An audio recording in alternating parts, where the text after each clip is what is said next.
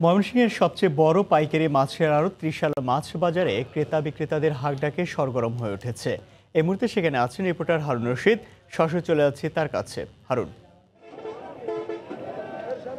আমরা আছি এই মুহূর্তে ময়মনসিংহের সবচেয়ে বড় পাইকারি মাছের বাজার ত্রিশাল বাজারে। এখানে আমরা সকাল থেকে অবস্থান করছি। সকাল থেকে এখানে বিভিন্ন এলাকা থেকে বিশেষ করে এই অঞ্চলের যারা মাছ চাষি আছেন তারা মাছ নিয়ে আসছেন এবং তারা এখানে যে মাছের বাজার আছে সেই মাছের বাজারে তারা মাছ নিয়ে এসেছেন এবং আমরা দেখতে পাচ্ছি যে আসলে অন্যান্য দিনের তুলনায় বা অন্যান্য বছরের অন্যান্য সময় যেভাবে এখানে এই মাছের আড়তে মাছ আসে ঠিক সেভাবে কিন্তু এখন আজকে মাছ আসছে না। আমরা দেখতে পাচ্ছি যে অন্যান্য দিনের তুলনায় প্রচুর কম মাছ এখানে এসেছে। বিশেষ করে যে পরিমাণ মাছ এখানে এসেছে তার চেয়ে প্রচুর পরিমাণ ক্রেতা আছে এখানে বিভিন্ন এলাকা থেকে।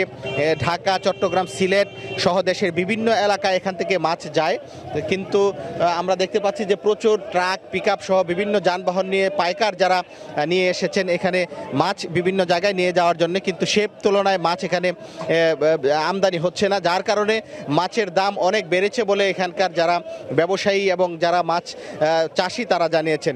এখানে আমরা মাছ চাষি এবং মাছ চাষিদের সাথে কথা বলেছি। তারা একটা বিষয় জানিয়েছেন যে গত কয়েকদিন যাবৎ, বিশেষ করে 10 থেকে 15 দিন যাবৎ তারা ভালো দাম পাচ্ছেন এবং তাদের যে চাহিদা বা যে প্রত্যাশা নিয়ে তারা মাছ চাষ করে থাকেন তার চেয়ে তারা আসলে বেশি দাম পাচ্ছেন এই মাছের বাজারে। বিশেষ করে গত 15 দিনে প্রত্যেক ধরনের মাছে কেজি প্রতি 30 থেকে 40 টাকা পর্যন্ত মাছের দাম বেড়েছে বলে এখানকার ব্যবসায়ীরা জানিয়েছেন। বিশেষ করে এখানে এই বাজারে সবচেয়ে বেশি মাছ আছে পাঙ্গাস এবং তেলাপিয়া। এখানে যে তেলাপিয়া মাছগুলো 10 থেকে 15 দিন আগেও যেখানে 70 থেকে 80 টাকা কেজি দরে যে তেলাপিয়া বিক্রি হতো, সেই মাছ এখন বিক্রি হচ্ছে 115 থেকে 120 টাকা বা 130 টাকা কেজি পর্যন্ত।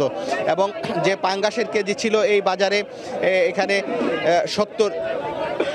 70 থেকে 80 টাকা, সেই পাঙ্গাস এখন 120 থেকে 130 টাকা কেজি দরে বিক্রি হচ্ছে। এখানে আমি ব্যবসায়ীদের সাথে কথা বলেছি।